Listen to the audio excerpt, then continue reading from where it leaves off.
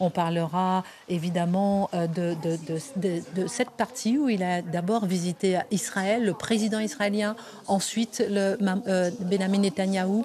Et là, vous l'avez vu encore sur ces images en direct, Mahmoud Abbas, président de l'autorité palestinienne. D'abord, un tour de table justement sur ce qui se passe sur cette journée.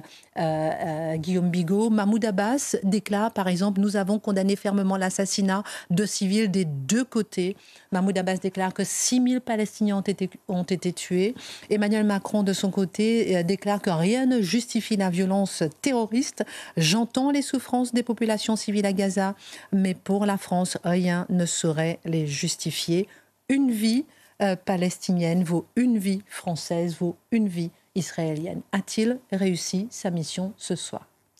Je crains que non. Je pense que il y a évidemment deux salles, deux ambiances, quand il y a eu la conférence de presse avec Benjamin Netanyahou et ce soir l'entrevue avec Mahmoud Abbas. Mais dans les deux cas, il m'apparaît que le président français a servi, sinon de trépied, voilà, il a permis à son interlocuteur, dans le cas de Benjamin Netanyahou, de dire que les banlieues françaises, il y avait l'État islamique, et dans le cas de Mahmoud Abbas, de finalement renvoyer dos à dos les atrocités du Hamas, hein, et les civils qui sont évidemment injustement bombardés dans une riposte qui est totalement légitime de la part de l'État d'Israël. Donc je pense que la France, en fait, a été un peu baladée à travers la personne d'Emmanuel Macron. Et on voit bien d'ailleurs, quand on regarde un peu le langage corporel, qu'Emmanuel Macron n'est pas du tout à l'aise dans cet entretien. Les traductions sont extrêmement longues et on a l'impression qu'il subit cet entretien. Et donc, qu'est-ce qu'il a fait ? L'intention n'était pas mauvaise. L'intention était de dire, eh bien, écoutez, les Palestiniens ne sont pas représentés que par le Hamas. Il y a une cause palestinienne qui peut être juste. Et il y avait même une intention, peut-être en allant plus loin, Dimitri l'abordera sans doute, de découpler en quelque sorte, d'empêcher finalement les Israéliens de se retrouver seuls face au Hamas. D'où l'idée d'une coalition internationale et d'où l'idée de faire des appels du pied à d'autres pays arabes pour dire finalement, vous voyez, on n'a pas tellement affaire à des gens qui incarnent la résistance des Palestiniens à Israël. On a, avec le Hamas, affaire à une entité terroriste qu'il faut détruire et que tous les pays ont intérêt à détruire, et pas seulement Israël, pour éviter qu'il y ait ce face-à-face terrible entre Israël et ses terroristes et ses djihadistes, parce que ce face-à-face, il est interprété dans beaucoup de pays arabes comme justement l'Occident écrase des Palestiniens. L'armée israélienne qui a montré des images horribles à la presse. Pourquoi est-ce que l'on peut dire qu'il est nécessaire aujourd'hui de montrer des images pour être cru juste avant le voyage du président Emmanuel Macron ? Et on y reviendra dans un instant. Vous savez, c'est Georges Clémenceau qui disait « La guerre est une affaire tellement sérieuse qu'il ne faut pas la laisser aux militaires ». Eh bien, je pense que les porte-paroles de Tsahal pourraient répondre « La communication de guerre en 2023, c'est une affaire tellement sérieuse qu'on ne peut la laisser ni à l'ennemi, ni aux journalistes étrangers ». Donc effectivement, Tsahal a pris les choses en main. Pour guider les journalistes étrangers. Ils ont pris des centaines d'heures de ces atrocités commises par les assaillants du 7 octobre et ils en ont diffusé que 45 minutes. Les journalistes qui ont été présents, d'abord beaucoup ne sont pas restés jusqu'à la fin, sont restés sans voix. C'était absolument innommable. Je ne sais même pas si on peut en parler sur ce plateau. Enfin, des hommes encore vivants qui se font décapiter alors qu'ils gigotent encore avec une bêche. Enfin, c'est au-delà de l'imaginable des atrocités commises sur des enfants devant leurs parents. Bref, le but des Israéliens, qu'est-ce que c'est ? Le but des Israéliens, c'est qu'ils savent très bien qu'en réalité, l'effet du 7 octobre va d'abord s'atténuer avec le temps et que le 7 octobre, c'est 1400 morts. Et que là, Mahmoud Abbas l'a déjà dit, on est passé déjà quasiment à 6000 morts. Et plus le temps va passer, 824 voilà. Et donc, il y a un effet quantitatif sur le nombre de morts, parce qu'évidemment, humainement, Emmanuel Macron a raison de le dire, un mort vaut un mort. Sauf que là, l'armée d'Israël a tenu à faire savoir, et je pense que c'était justifié, que qualitativement, c'est pas la même chose, parce qu'il y a une intention de tuer des innocents, des femmes, des enfants, etc., de tuer des gens désarmés. À la guerre, on tue des ennemis. Là, on a tué vraiment des gens désarmés. Surtout de les tuer avec un tel sadisme, une telle cruauté. Et donc, le porte-parole de Tsahal a dit « Il faut que vous sachiez. Le monde ne peut pas ignorer ce qui s'est passé. » Le monde ne peut pas ignorer ce qui s'est passé, je comprends très bien, mais comment expliquer justement ces atrocités, expliquer que le Hamas a laissé derrière lui justement autant de preuves finalement qui ont été montrées par l'armée israélienne ? Oui, c'est ça la question. Beaucoup, à juste titre, ont souligné que contrairement aux atrocités des nazis, qui avaient cherché à dissimuler leur forfait, là, il y a une volonté d'étaler cette monstruosité. de s'en vanter, de le mettre en avant, de le transformer en outil de communication. D'ailleurs, dans les recommandations qui étaient données aux djihadistes, il était dit faites attention, gardez des batteries. Gardez des batteries, pourquoi ? Parce qu'il faut que vous filmiez vos atrocités. Ils étaient équipés, vous savez, de GoPro. Et pour filmer en même temps qu'ils commettaient des atrocités, les batteries pour envoyer ça sur les réseaux sociaux, donc pour faire de la publicité pour le mouvement, et aussi, encore plus ignoble dans l'ignoble, envoyer les images en direct, si possible, aux familles, pour montrer comment ils étaient en train de supplicier leurs parents.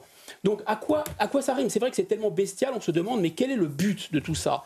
Moi, je pense que si on réfléchit, il y a un but, en fait, externe, et il y a un but interne. Le but externe, il s'adresse d'abord à l'Occident, aux croisés, notamment à l'Europe, qui est un peu le maillon faible. Parce qu'un ennemi qui a peur, c'est déjà un ennemi qui est à moitié vaincu. Donc il y a la volonté de créer, en fait, cette terreur. Et pour les Israéliens, qui savent déjà très bien à quoi s'en tenir, l'idée, c'est de créer la discorde chez l'ennemi. La discorde chez l'ennemi, pourquoi ? Parce qu'ils savent que tout en mettant en avant des choses aussi innommables et en prenant des otages, ils créent une situation infernale où la population israélienne va forcément vouloir récupérer les parents, les proches, etc.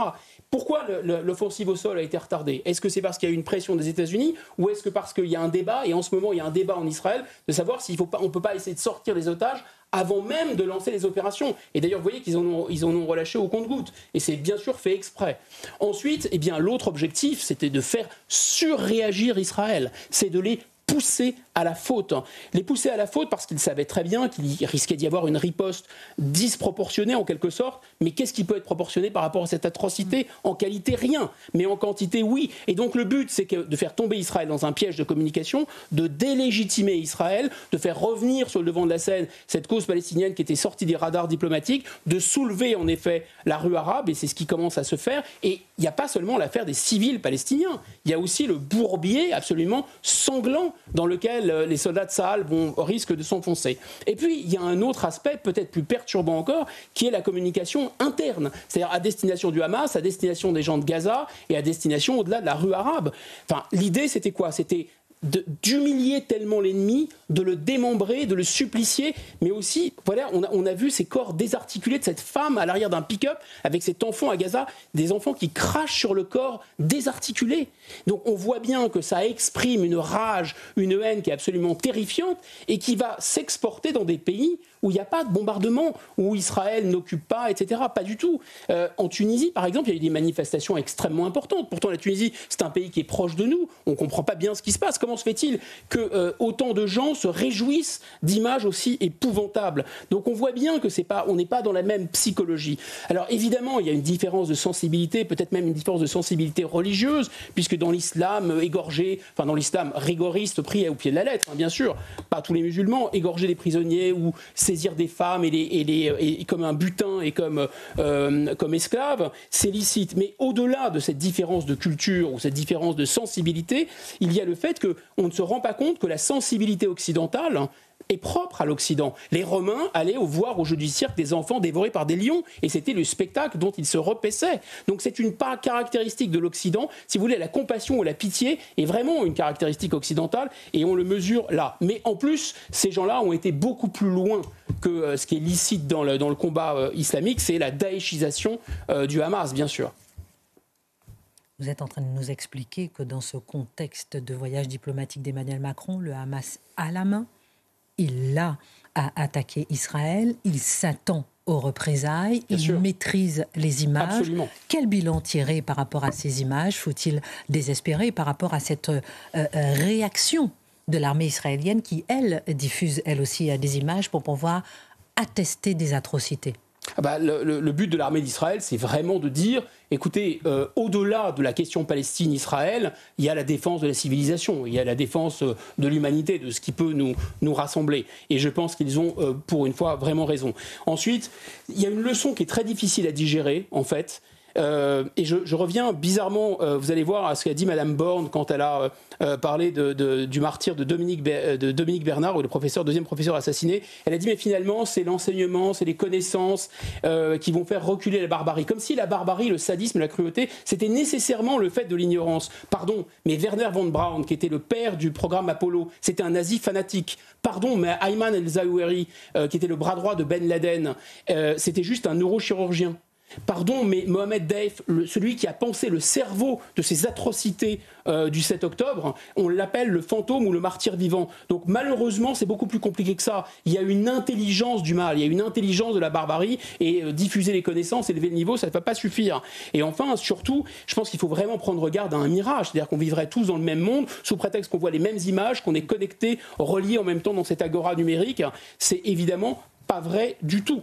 Je pense que, notamment au moment de la guerre, on voit bien que les images sont souvent extrêmement fausses. On ne peut pas dire je crois parce que je vois. Souvent, on voit des choses qui sont fausses. On l'a vu dans cette guerre. Souvenez-vous, il y avait des images d'enfants bombardés par le phosphore à Gaza. En réalité, c'était des images qui dataient de 2019 de la Syrie. On a vu aussi des enfants dans des cages. En réalité, c'était des images qui ont été prises avant le 7 octobre. Ça a été authentifié par des journalistes israéliens. Donc la planète est plus connectée que jamais, mais je pense qu'elle est en réalité plus divisée que jamais.